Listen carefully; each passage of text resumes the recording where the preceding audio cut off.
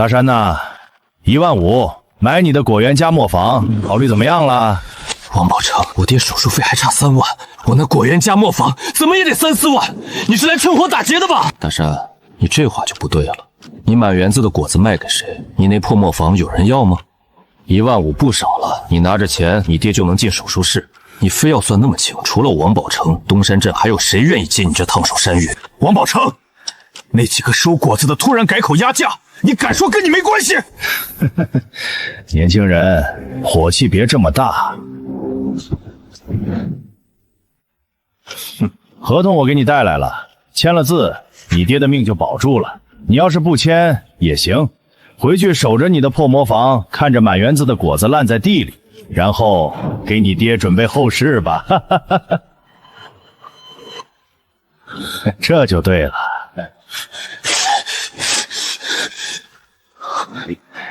李大山，我李大山就是去捡破烂，也绝不卖给你这种趁人之危的人，滚！行，李大山，你有种，我看你明天拿什么救你爹的命。明天你要是跪在地上求我，这磨坊我只出1000块。3万块，在前几年，对一个种地的来说，这是天文数字。护士同志，我爹的手术费能不能再宽限1万？就1万。我去跟主任说说，但你得抓紧，他的情况拖不得。我记得爷爷说过，等哪天需要救命钱的时候，磨坊地底下可以救命。怎么什么都没有？老天爷，你真要绝我李家的路吗？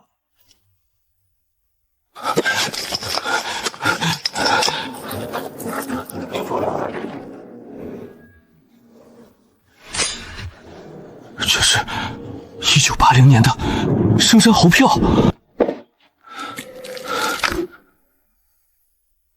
爷爷留下的无价之宝，竟是整整80枚连板猴票和几十斤30年的陈皮。爹，你有救了！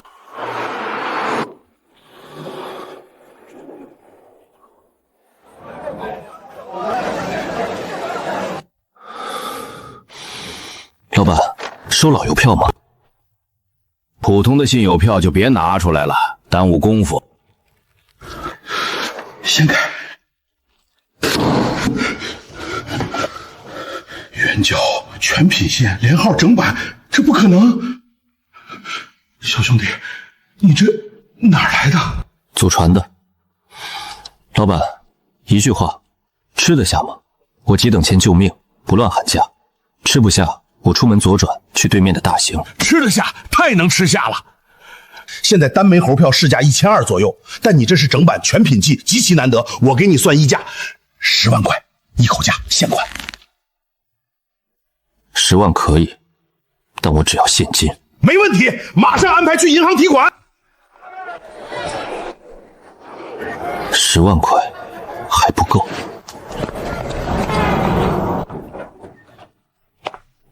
师傅，收陈皮吗？收。普通的陈皮不值钱，新会陈皮按年份算价钱。你带了多少？您看看再说。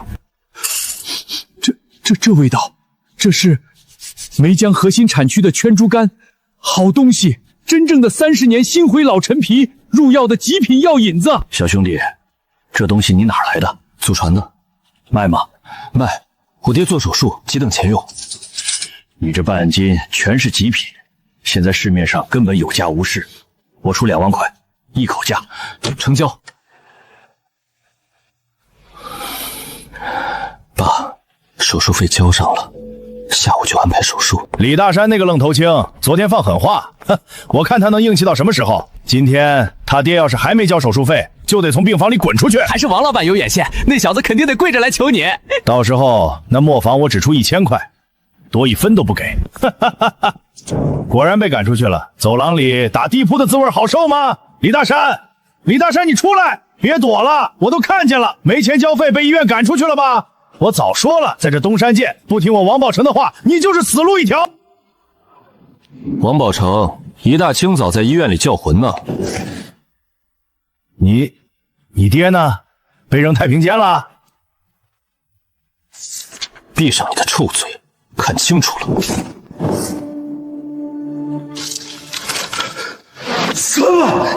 哪来的钱？是不是去偷去抢了？我的钱干干净净，怎么来的？你不配知道。我爹现在在最好的单人特需病房，手术很成功。你那1万5的臭钱，留着给自己买棺材吧。王宝成，我们的账现在才刚刚开始算。小伙子，那可是最新款的东风轻卡，马力大得很，能拉好几吨货，全款办下来得4万大几。你看看旁边那些二手的拖拉机吧，那才适合你。4万5，我今天就要把车开走，手续你抓紧给我办。哎呦，您这人不露相，快请坐，我马上叫人给您办手续，保证下午就能上路。哎，老板您稍等，我这就去办。王老板，1斤3毛钱实在是太低了呀，连我们买化肥的本钱都不够，你就给涨2毛吧，5毛也行啊。是啊，王老板，往年不都是8毛钱1斤吗？这突然降到3吊，这让大家伙怎么活啊？李老头、张婶儿，你们别不知好歹，今年外头行情不好，我收你们的果子还得贴运费，3毛钱1斤，爱卖不卖。你们要是觉得亏，就自己挑着担子走几十里山路去城里卖啊！不想卖的，赶紧把果子拉回家喂猪去，别挡着别人过秤。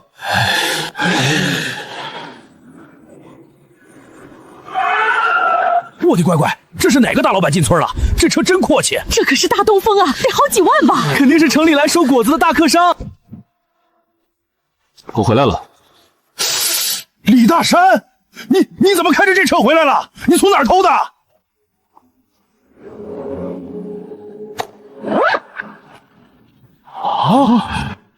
各位叔伯婶娘，从今天起，大家伙的果子不用再委曲求全低价卖了，只要是品相完好的1级果，我李大山按市场最高价1块2一斤全收，现场过秤，现款结清，绝不拖欠大家伙1分钱。大山儿，你说的都是真的？我警告你们，今天谁要是敢把果子卖给李大山，以后你们家哪怕烂在地里的一根菜叶子，我王宝成也绝不来收。这小子不知道哪里弄的钱，等他这钱花光了，我看你们以后靠谁？王宝成，你那套老办法行不通了。收果子凭的是诚信和价钱，不是谁嗓门大谁说了算。我李大山的钱干干净净不怕查，今天这果子我收定了，不仅今天收，以后每年秋收我都会把车开到村口。大山的钱来路正我不知道，但我知道把果子3毛钱贱卖给你这种奸商，才是真正的助纣为虐。林秀秀，老林家的闺女，省农业大学毕业的，她怎么回来了？我当是谁呢？林家的闺女，省城念了几年大学，回来就忘了自己姓什么了。大人的事儿，你一个丫头片子插什么嘴？王老板，我查过今年的全省水果批发价格指数，今年虽然普遍丰储，但咱们东山村的红富士因为光照足、温差大，糖度和脆度远超平均水平，在省城的1级批发沙场收购底价也绝不会逾1块钱。你趁着信息不流通，用3毛钱压榨乡亲们的血汗，简直无耻！1块钱？省城能卖到1块钱？我就说嘛，王宝成这价给的太黑了！你们懂个屁！我跟你们说，今天的果子你们不卖给我，明天连3毛钱都没有。大山，你愿意出1块2收购1级果，大伙儿肯定感激你。但从树上摘下来的果子不可能全是1级，那些有轻微磕碰、果形不周正的2级果，你要是按照1块2收，运到城里肯定要亏本。你要是不收，乡亲们这部分心血还是得白费。你打算怎么办？秀秀说的对。做买卖讲究双赢，所以我也定了个规矩：1级果1块2，稍微有磕碰、个头小的2级果，我按6毛钱1斤收。6毛？2级果给6毛？听见没有？6毛钱一斤的2级果，比王宝成收1级果的价格还要高1倍！大山这是疯了吗？2级果也值这个价？大山，2级果运到城里是很难卖上价的，你这样硬撑，你的本金很快就会耗光。秀秀，咱们东山村不缺好果子。缺的是把它变成钱的手艺。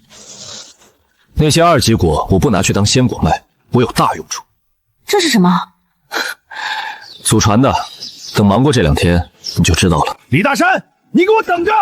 你就算收了满车的果子，只要我在镇上打个招呼，你休想在城里的农贸市场找到一个摊位，我倒要看看你怎么把这些果子卖出去。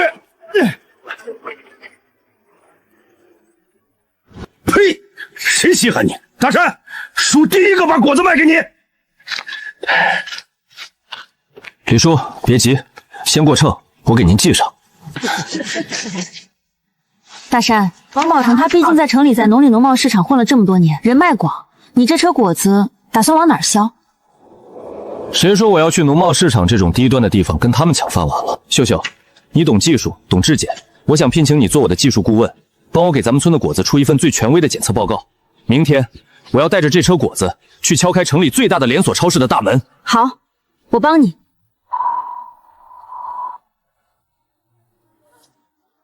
大山，咱们不是直接去超市吗？怎么拐到批市场来了？先去买个东西，顺便摸摸底。你就是东山镇那个叫李大山的吧？你认识我？王宝成昨晚连夜给我打过传呼了，这车果子成色还凑合，看在老王的面子上，我强哥全包了。写货吧，一斤给你按4毛钱算，快点。强哥是吧？麻烦让让，我们只是来买空纸箱的，这车果子不卖给你。小子，你别敬酒不吃吃罚酒，在这南郊市场，我强哥不点头，你一片果叶子都别想拉出去。你这果子拉进来，就只能卖给我，4毛钱你嫌少？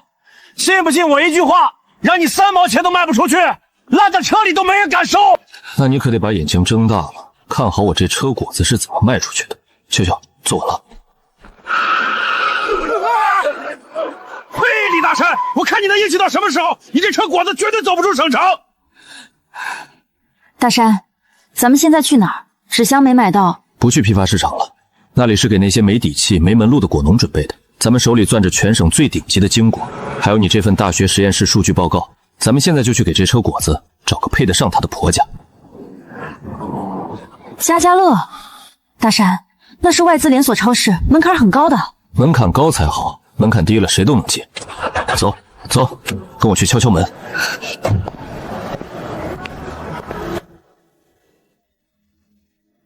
找谁？采购部。有预约吗？没有。我们家家乐的供应商都是固定的，不接散户。你们回去吧。麻烦您通报一声，就说有人来帮你们解决下半年水果生鲜区客流流失和利润下滑的问题。小伙子，口气不小，干生鲜采购10几年，敢直接来敲我办公室门的果农，你是头一个。我给你3分钟，说不出个子丑寅买，马上走人。说吧，3分钟，开始计时。周总监，这是我们东山村的红树一副苹果的理化指标质检报告，盖了省农业大学质检实验室的公章。平均糖度15%，还带冰糖心，这不可能。现在市面上最好的山东果子也就是13%左右。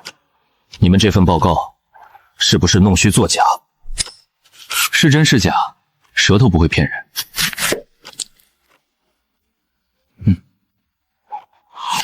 好果子，真的是好果子！我做了这么多年生鲜，这是我尝过味道最正、脆度最好的红福士。坐。李老板是吧？你这批果子一共有多少？4000斤，1级果，全是最优品质。我全要了。我给你开出超市 A 级供应商的收购价1块5一斤，只要品相都跟这个一样，你有多少，我们家家乐吃多少。周总监，1块5的统货价那是给别人的，我这批果子底价1块8，而且不赊账，货到付款。1块8？李老板，你这简直是狮子大开口！这市面上的终端零售价才卖到多少？你给我1块8的进货价，我还赚什么钱？周总监，咱们明人不说暗话。你们超市进水果，通常要经过产地代办、1级批发商、2级批发商，最后才到你的库房。中间的损耗、物流成本各级剥皮，起码占了成本的40%。而我代表东山村果农职工，从树上摘下来，直接拉到你的库房，中间没有任何环节。你拿到的是最新鲜、损耗最低的第一手货源，这省下来的中间差价，难道不够弥补这3毛钱的溢价吗？更重要的是，这是你们超市打压竞争对手的招牌，你们完全可以把它包装成东山冰糖心极苹果特供专柜销售，卖到2块5甚至3块钱一斤。那些追求品质的人根本在乎贵那几毛钱，只要这果子只有你们家家乐有，客流自然就会跟着来。这个账您算得比我清楚。好，李老板，年纪轻轻，做生意的眼光毒辣得很。这第一车4000斤，我按1块8收了，马上叫人去后院库房过磅验货。全部达标，入库。4000斤，1斤1块8，总共7200块，你点一点。周总，合作愉快。7200，一天就赚了7200。这还只是第一车，走，带你去吃顿好的，庆祝一下。7200块，但这仅是千禧年的大时代，陆氏人走出来的，我定会带领全村发家致富。乡亲们，我是大山。昨天拉走的那车果子已经在省城卖出去了，请昨天在我这儿过了秤的叔伯婶家们，现在来村委大院拿现钱。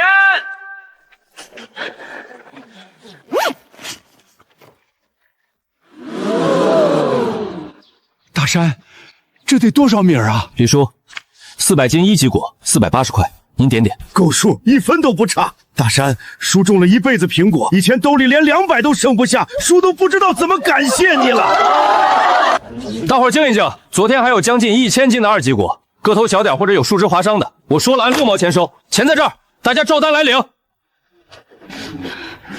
大山，这使不得！我们听秀秀说了，城里的大超市根本不收这种有瑕疵的果子。你用1块2收了1级果，已经让我们占了大便宜了。这2级果你拉去城里肯定卖不掉，要是砸在手里，你本钱都收不回来。这些果子大伙拉回去喂猪，也不能让你亏本啊！是啊，大山，你赚钱也不容易，这6毛钱我们不能要。是啊，不能让你贴钱，咱们不能这么没良心。这就是我为什么一定要带全村人致富的原因。这就是庄稼人的淳朴和仗义。林叔，大伙儿的心意我领了。当我李大山做买卖，一口唾沫一个钉，说6毛就是6毛。再说了，谁说这些2级果只能喂猪了？今天我就让大伙儿开开眼界，看看这微瑕的果子是怎么变成金疙瘩的。秀秀，去帮我借2口杀猪用的大铁锅来，顺便让大伙儿帮忙把这些2级果洗净去壳切丁。叔伯婶娘们，大山有办法，大家搭把手。大山，你这是要熬果浆，普通的苹果酱在市面上卖不上价的，而且不加化学防腐剂，常温它放不了几天就会坏。防腐靠的是高纯度冰糖，高糖渗透加上趁热密封，放几个月没问题，但要卖上天价，得靠这个。这是什么？陈皮精露，用指甲盖大小的一块30年极品老陈皮，配上普通的3年新汇陈皮，小火熬煮提炼出来的浓缩液。中医讲究药引子，一点点老皮的底蕴就能把新皮的香气彻底激发出来，这就是陈皮的精华。我的天，这什么味道？怎么这么香？闻着这味儿，这人好像都舒坦了。入口清甜，然后陈皮的干意立刻涌上来，彻底中和了冰糖的甜腻。咽下去之后，喉咙里还有淡淡的回甘。大山，对，这种品质的果酱，如果包装好，放在省城一罐卖几10块钱，绝对被抢空。它的利润甚至比咱们的1级金果还要高。没错，这30年的老陈皮太珍贵，用一点少一点，所以加了精露的这批果酱是我们的限量版招牌，专门用来去省城砸开高端市场的名气。等咱们东山陈酿的牌子立住了，以后大规模量产，我们就直接收购普通的3年期陈皮来做平价版，成本降下来，老百姓也吃得起。这叫高端打名气，平价走销量。宝石哥，李大山那小子真给钱了，村里那帮老东西现在全拿他当财神爷供着，以后咱们的收购站怕是1颗果子都收不到了。李大山，你给老子等着！他能把烂果子卖出金子的价，那老子就让他连烂果子都卖不出去。喂，黑皮吗？带上你手底下那几个开烂卡车过道的兄弟，明天一早给我去识破车那给我横在路上，就说车抛锚了，修不好。放心吧，王老板，18盘路那么窄，2辆车一堵，连只苍蝇都飞不过去。李大山，你不是有能耐吗？我断了你的路，看你拿什么去省城？大山，你这事儿闹得是不是太大了？万一弄巧成拙……村长，您别管那么多，从我的车开出村口算起，您看好表，整整1个小时，1分不能多，1分也不能少，1小时一到，按我教您的去做。好，叔信你。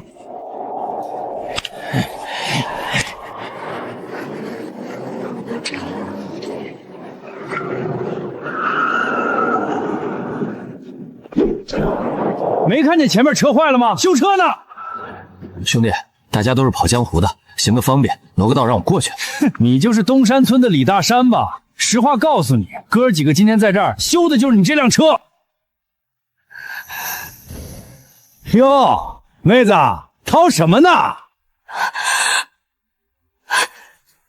你们这是拦路抢劫，我要报警！哈哈哈！报啊！你报啊！让我看看你怎么报！大山，没信号，他们就是算准了这里没信号。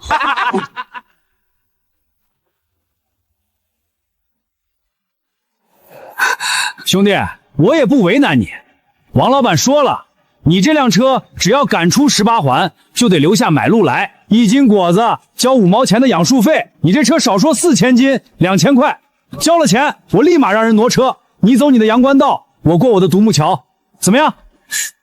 够仗义吧？兄弟，有话好说，5毛钱1斤，4000斤就是2000块，这养路费也太贵了，能不能打个商量？少给我套近乎！2000块钱1分都不能少，没钱就把车钥匙留下，人给我滚回东山村去！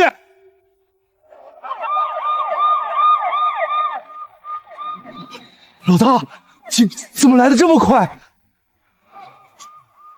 慌什么？就说咱们车坏了在修车，快把家伙都扔了！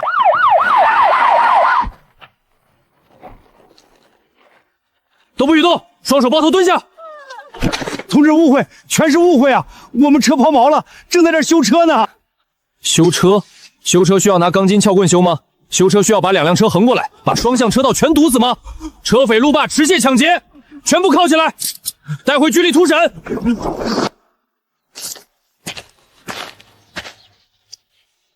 多谢了，同志，让你受惊了。道路已经清空，你赶紧上路吧。大山，这到底是怎么回事？这里明明没信号，叔叔怎么会来得这么巧？不是巧，是我安排好的。大山，你刚才说是你安排好的，什么意思？你早就知道他们会在这里拦车。王宝成不是第一天混了，他能在东山镇横行这么多年，靠的就是这种下三滥的手段。我昨晚就猜到他一定会在这条路上动手。18盘没信号，路窄是最合适拦路的地方，所以我提前跟老村长打了招呼。从咱村开车到这里刚好1个小时，我让村长卡着时间提前报警。所以你刚才递烟、服软、讨价还价，全是在拖时间。你以为呢？李大山，你真是太可怕了。大山兄弟，准时。我还真怕你路上出点岔子。周总放心，路是有点状况，但货一点没耽误。全部达标。过磅，4000斤，1块8一斤，7200。下周同样的量，继续。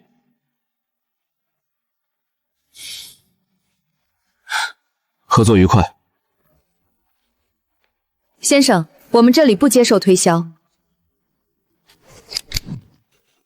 这味道，甘醇深邃，新会梅浆的核心老陈皮，至少30年。谁带来的？魏老好眼力，东山村的冰糖新苹果，配上30年陈皮精露熬的果浆，限量100罐，专门送来给您这种识货的人。好，小兄弟，开个价，这些我全要了。50块一罐，这一批只有100罐。50块一罐，猪肉才5块一斤。50块，小兄弟，你这是在骂我魏某人没见识。这种年份的陈皮底蕴，1两金露都不止这个价。小陈，马上给这位李老板取5000，这100罐明苑茶楼全包了。大山，他们没把你怎么样吧？李叔，放心吧，路霸被一锅端了。王宝成这会儿估计已经在所里蹲着了。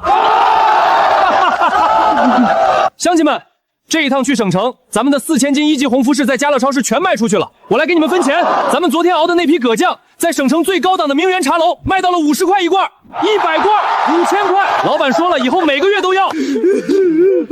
大山啊，咋咱村那破响果子年年没人要，只能烂在地里喂猪？你居然把它变成了5000块！大山，你掏心窝子对大伙，我李老那儿服你。你说，叔跟你干？对，大山，你领着大伙干吧，我们信你。你说怎么干就怎么干。叔伯婶，一个人富不是富。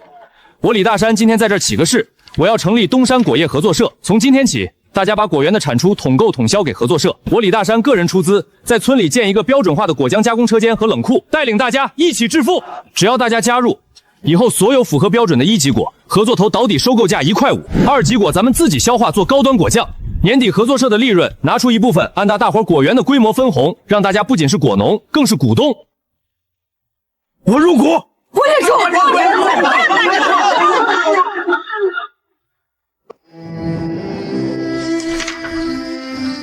大山，你今天干了一件了不起的事儿。这才刚开始，王宝成最多被拘留几天，出来后他不会善罢甘休的。哼，终于出来了，李大山，你给我等着！宝成哥，您可算出来了。您不知道，这段时间那个李大山在东山村风气大得很啊。他又搞什么花样了？他牵头搞了个什么东山合作社，而且我听说他把那种连猪都不吃的破烂2级果熬成了什么果酱，在省城的茶楼里卖到了50块1罐。现在东山村全指望着跟着他发大财呢，连隔壁几个村都有人来打听想入他的合作社。我看他呀是想把咱们几个村的果农都攥在手里呢。熬宝浆是吧？好极了！既然他李大山能把泥巴卖出金子的价儿，那老子就让他连泥巴都卖不出去。宝成哥，您的意思是？他李大山标榜自己是古法熬制良心好果酱，那成本肯定低不了。你给我听好了，第一，你现在马上去给我租2辆大卡车，去隔壁省最便宜的烂果子批发市场，给我挑最烂的落地果，几分钱1斤那种，能拉多少拉多少。第二，去化工市场，给我搞几大桶最便宜的工业糖精、增稠剂和苹果香精，越多越好。宝成哥，用烂果子和工业香精做吃的，这要是吃坏了人，怕什么？这年头谁管得着？只要吃不死人就行。我们把做出来的便宜货贴上跟他东山陈酿一模一样的标签，他卖50，我就去各大农贸市场铺货，卖5块卖3块，谁管你什么古法不法，谁便宜买谁的。从明天开始，砖窑厂那边的锅不许停，白天睡觉，晚上干活。在把李大山搞垮之前，谁都不许给我出岔子。放心吧，宝成哥，那果子要多少有多少，工业糖精也便宜得很，咱们1罐的成本也就2、3毛钱，卖3块都是暴利。记住，标签一定要跟他的做的一模一样，我要让他李大山跳进黄河也洗不清。虽然不知道王宝成那条毒蛇什么时候会再从洞里钻出来，但我很清楚，商场如战场，他要是想玩，就得看看他有没有这副好牙枪。大山，今天又有2个邻村的果农来打听入社的事儿，咱们的合作社好像真的要起来了。这只是开始，等车间全部运转起来，咱们就能把周围几个村的果子全吃下来。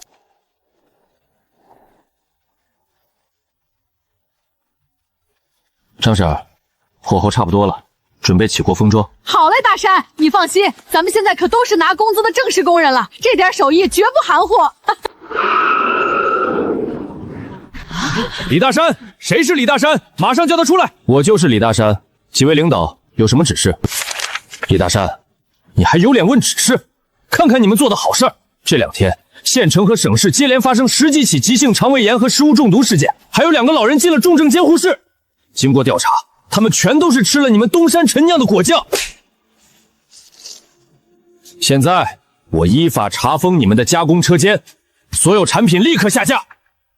你这个负责人，马上跟我们回去接受调查。不可能，我们的果酱从选果到熬制，再到高温杀菌密封，每一步都严格按照国家卫生标准，而且绝不添加任何化学香精，怎么可能让人食物中毒？大山啊，这可咋办啊？咱们可是凭良心做买卖的呀。凭良心？你们自己看看这是什么？李大山，面对镜头，你难道不想对那些因为吃了你们毒给酱而躺在医院里的消费者道个歉吗？秀秀，把咱们的营业执照、卫生许可证还有生产日志全拿过来。王科长，这是县里刚给我们批下来的正规资质，您再进去看看我们的生产车间，如果有一处不达标，我李大山甘愿受罚。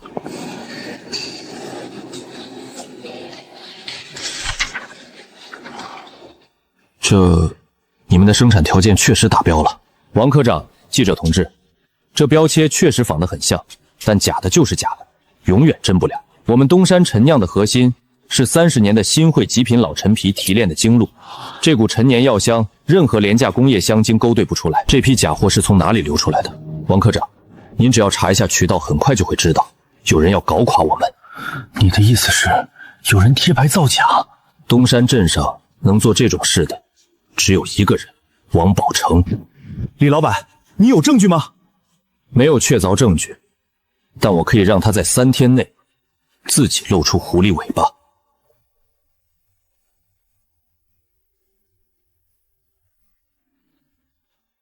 由于涉嫌生产有害食品，即日起，东山农业合作社无限期停业整顿，所有加工设备贴上封监，负责人李大山随时听候传唤。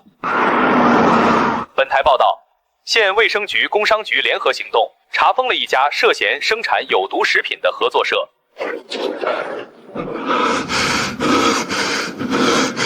疯了，真疯了！宝成哥，是真的，我亲眼看见的。李大山那车间贴了封条，电视台都拍了。哈哈哈哈！李大山，你也有今天，跟我斗！我一车几分钱的坏苹果就能让你倾家荡产！通知砖窑厂那边，今晚加班，所有库存全部灌装。明天一早，我要把2万罐货全部发往临县。宝成哥，2万罐全部出货，会不会太急？李大山被封了，东山陈旧的牌子就咱们一家了。我要发财了，快去把所有人都叫上，今晚通宵赶工。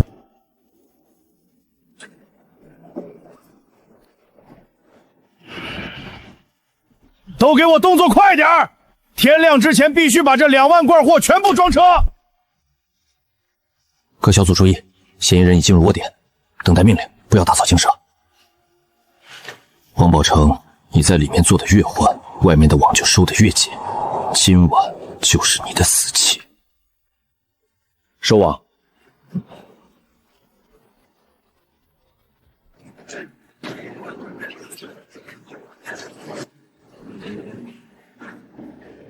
该结束了。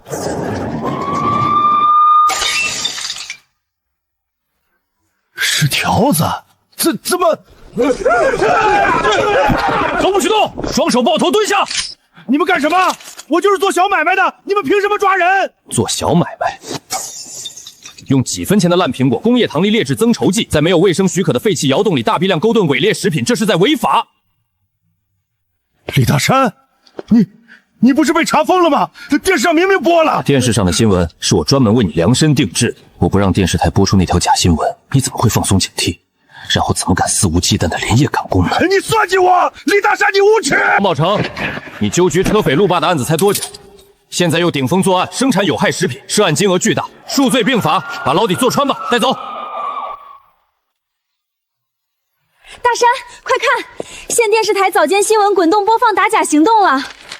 雷霆打假，王某成黑锅坊被端，东山陈酿系被恶意陷害。经县3部门联合查明，近期的毒果酱系犯罪嫌疑人王某成恶意伪造的贴白假货。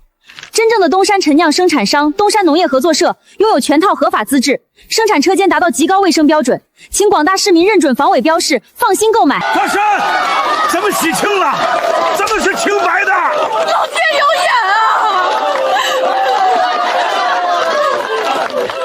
秀秀，通知车间今天恢复生产，订单的事我来解决。大山兄弟，你可真行啊！昨晚的新闻我看了，原来是有人眼红。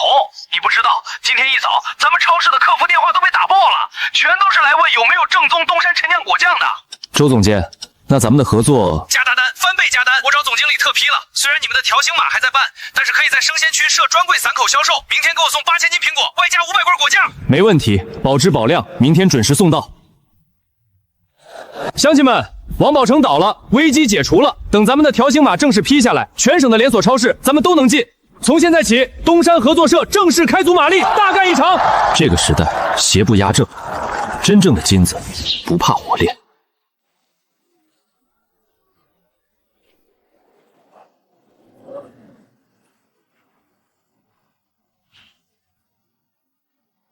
大山，咱们要不要印点宣传单？不用，让产品自己说话。东山陈酿，古法熬制，不加防腐剂。老板，这玩意儿多少钱一罐？批发价8块，零售建议12到15。8块？市面上古酱才卖2、3块，你这凭什么这么贵？尝尝。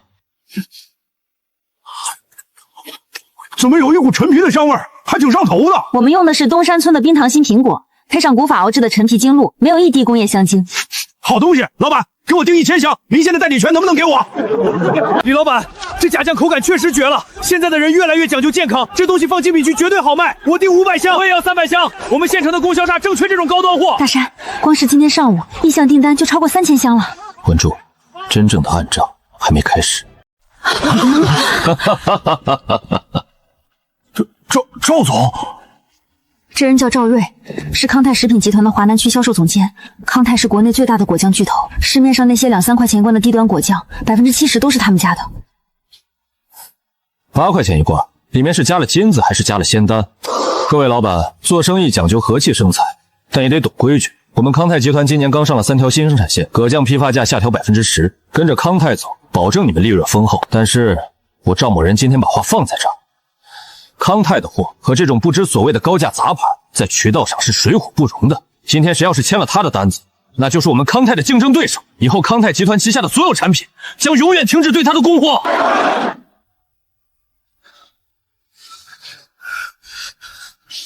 李老板，对不住了，你们的货是好，但我这上有老下有小，我真不敢得罪康泰集团。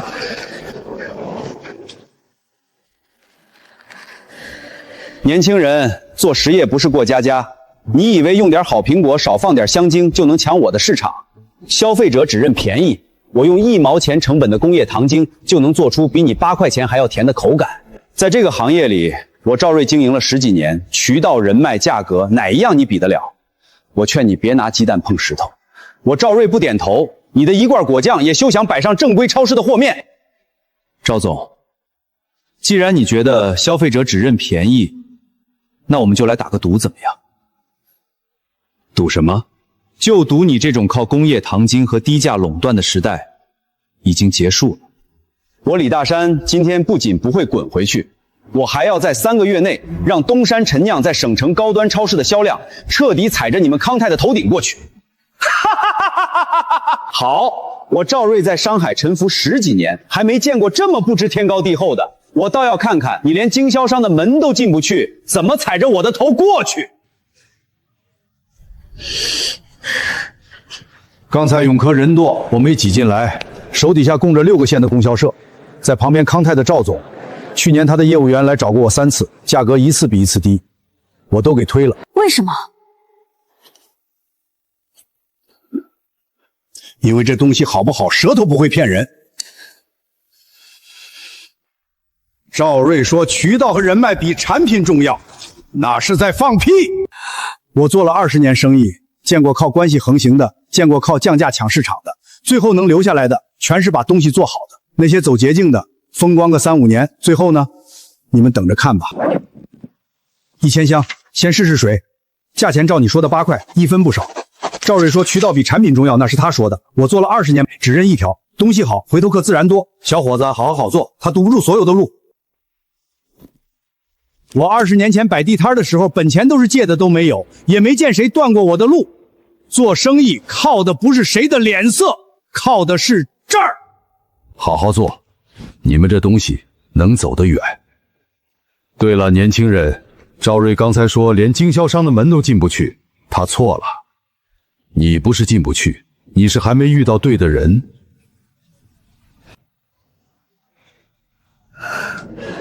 大山，他明明看到了赵瑞怎么威胁别人的，他还是签了。秀秀，你忘了一件事。什么？第一，不是所有经销商都吃他那一套。今天有一个刘德厚，明天就会有第2个、第3个。只要咱们的产品够好，识货的人迟早会找上门。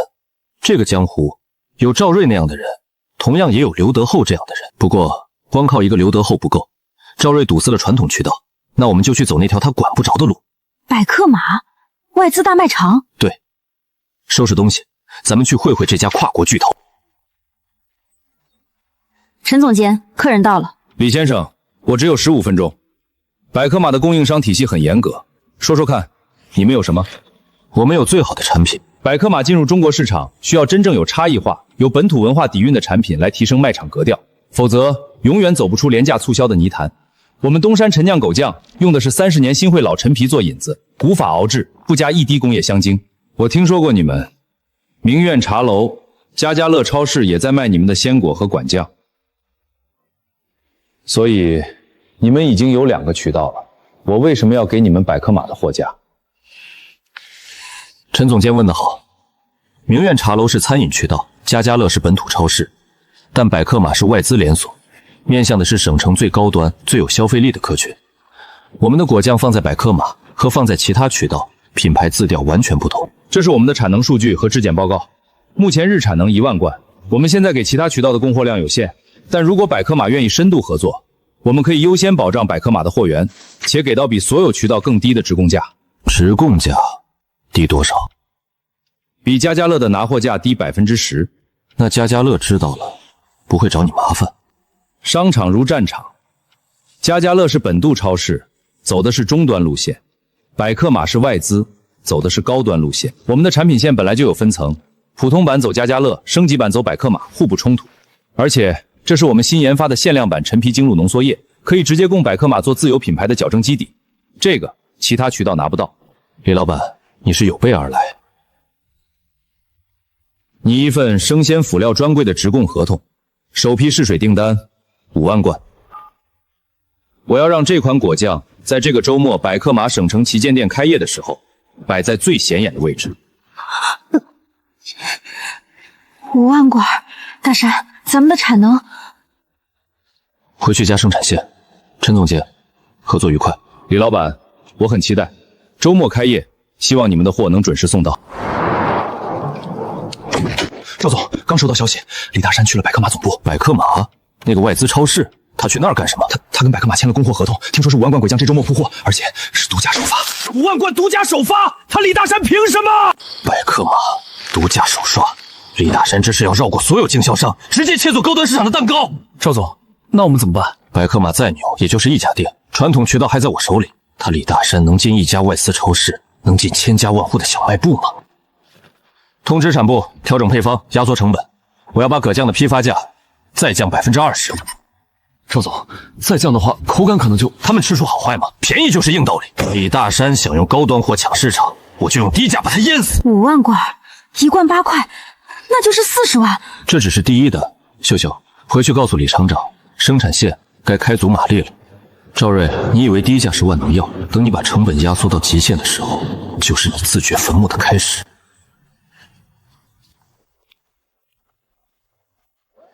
赵总，您说的调整配方具体怎么调？真果肉比例下调50%。50%？赵总，那口感会差很多的。口感？他们懂什么？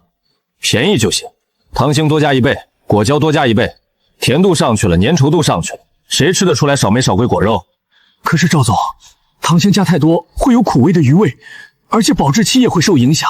那就加香精盖住，保质期把防腐剂的比例也加上去，工业标准之内，给我卡着上线走。老陈，你给我记住，成本降不下来，我们拿什么打价格战？是，赵总。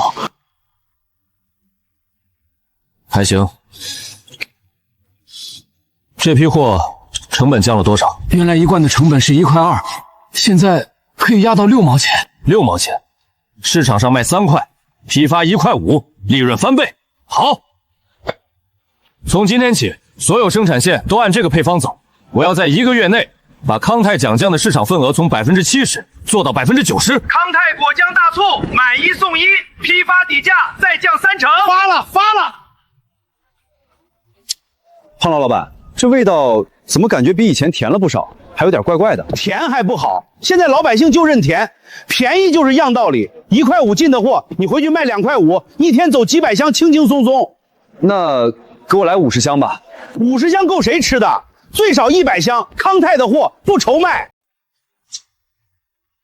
大山，刚收到消息，康泰在批发市场搞大促，quả酱批发价降到了历史最低，好几家原本跟咱们谈过的经销商都转头去拿康泰的货了。赵瑞开始打价格战了，咱们不跟吗？跟？怎么跟？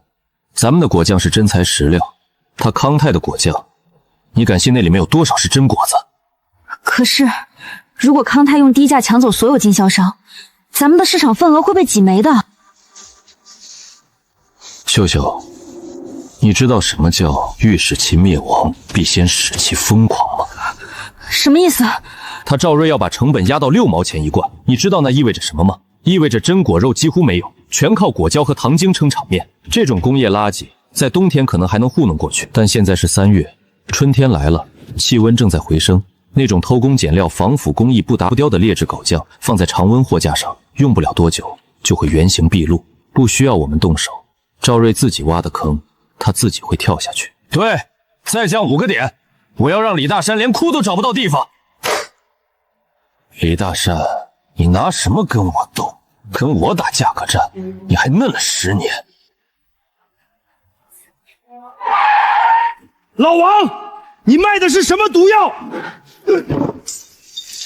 老刘，你这是干什么？这可是康泰的大牌子。大牌子，你看看，这批货铺到下面10几个乡镇小卖部，这2天一升温，全发酸发臭冷气了，盖子都鼓起来了，有的直接砰一声爆开，喷得满货架都是。这怎么可能？不仅如此，吃了这批狗酱的孩子全都拉肚子，拉进了卫生院，有些家长直接报警了。现在那些小卖部老板堵在我店门口骂娘，要砸我的招牌。老王，我听好了。这500箱货全额退款，医药费、名誉损失你都得赔，否则我跟你没完。老刘，你冷静一下，这货又不是我生产的，是康泰的，我从你这里拿的货，我不找你找谁？退货，全额退款！我那边3个孩子住院了，你们得负责。你们看看这盖子鼓成什么样了，这是给人吃的吗？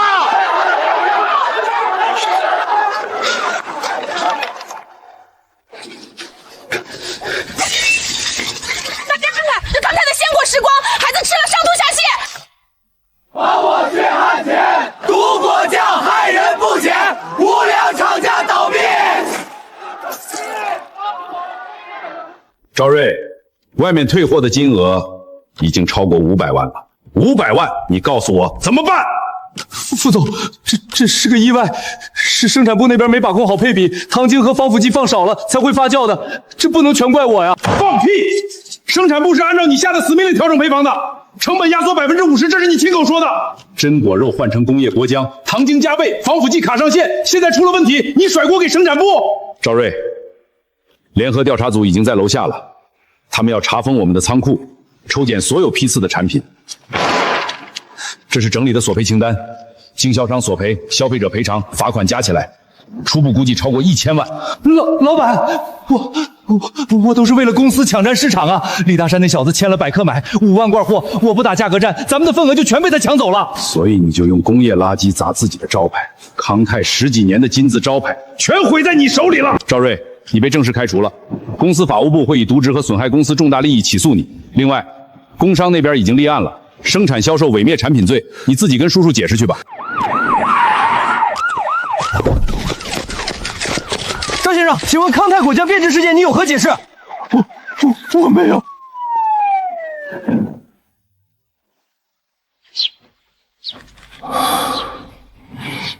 大山，康泰真的崩盘了，赵瑞被抓了。现在整个省城的传统市场果酱这块全空出来了，那些批发商现在急得像热锅上的蚂蚁，货架上都没东西可卖了。李老板，我是永科商贸的老刘。刘老板，您那边情况怎么样？好得很。当初康泰那批便宜货，我一罐都没进。现在下面6个县城的供销社全来找我补货，点名要你们东山陈酿。我跟他们说，别急，好东西值得等。对了，李老板，这次我追加2000箱，价钱不变。另外，我看新闻了，康泰那个赵瑞果然不出我所料。之前我就说过，靠降价抢市场的人，最后都得栽在自己的东西上。薛老板，谢谢你。大山，这世上好商人还是有的，所以我们更得把东西做好，不能辜负这种人。秀秀，告诉李厂长，生产线24小时连轴转，通知家家乐、百克玛，还有合作过的渠道，咱们东山陈酿平价版，不涨价，不断货。趁着康泰病入膏肓的这几天，把他们空出来的全省市场一口吞下。我这就去安排。赵瑞，谢谢你亲手把市场让给了我，接下来该我出场了。大山，康泰开始卖资产了，那条德国进口的生产线，法院挂出了拍卖公告。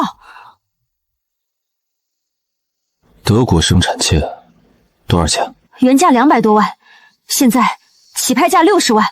老李，那条线你熟吗？康泰去年引进的德国公司最新款全自动数控无菌灌装线，我参观过，产能是我们现在的10倍。要是能拿下，咱们东山食品直接起飞。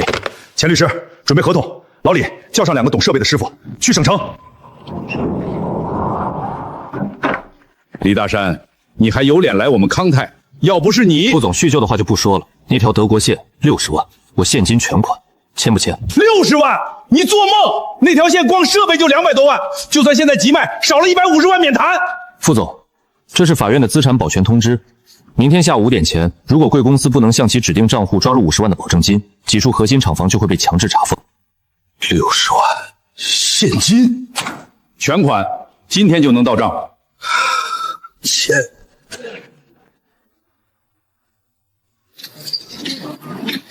大山，这条线一开，咱们的产能能质的飞跃。还不够，还不够。产能上去了，果子从哪儿来？咱们东山村的果园不够这条线半个月吃的。大山老板，听说你们村盖了大厂子，还要收果子。咱们西山村、南坡村、下沟村10几个村子，漫山遍野都是红福柿啊！往年没人收，全烂在地里了。求求你行行好，把咱们村的果园也收了吧！我都收。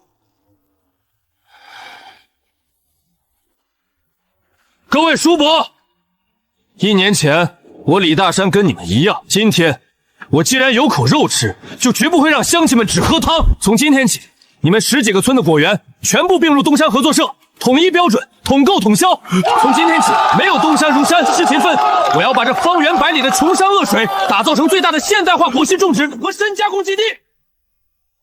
乡亲们，千禧年年终分红现在开始。我的老天，这是多少钱啊！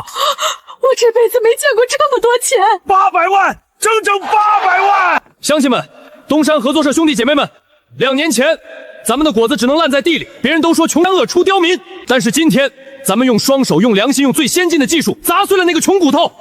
这800万是时代给咱们东山人最好的奖赏。现在我宣布，东山农业合作社千禧年年终分红正式开始。第一户入股果园10亩，鲜果收购款已结清，年终分红12600元。第二户张银花、张婶家分红8800元。乡亲们，跟着大山干，没错。秀秀，你呢？你的技术顾问分红？我跟大家一样，该拿的已经拿了。大山我不为钱，我就想看着咱们村越来越好。会的。怎么一个人跑到这里吹冷风？再想2年前，父亲的医药费让我无可奈何。现在你是全省最年轻的食品大王。秀秀，这1年辛苦你了。那你打算怎么谢我？秀秀，未来的东山集团要把酱卖到全世界，我们要建自己的冷链物流，做全国最大的生鲜生态链。而在这一切的未来里，我要你一直站在我的身边。好，一言为定。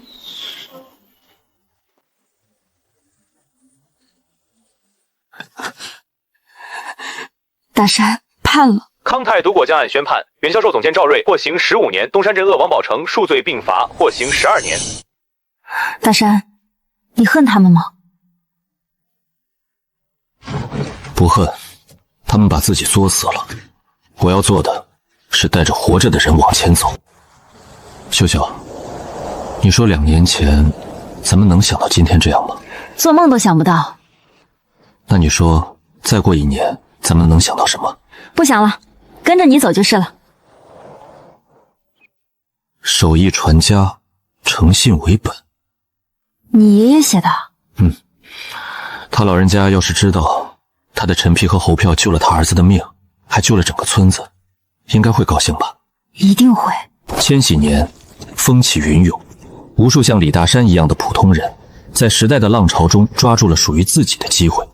他们不怕穷，不怕苦，仅以此篇致敬所有在时代洪流中努力拼搏的奋斗者。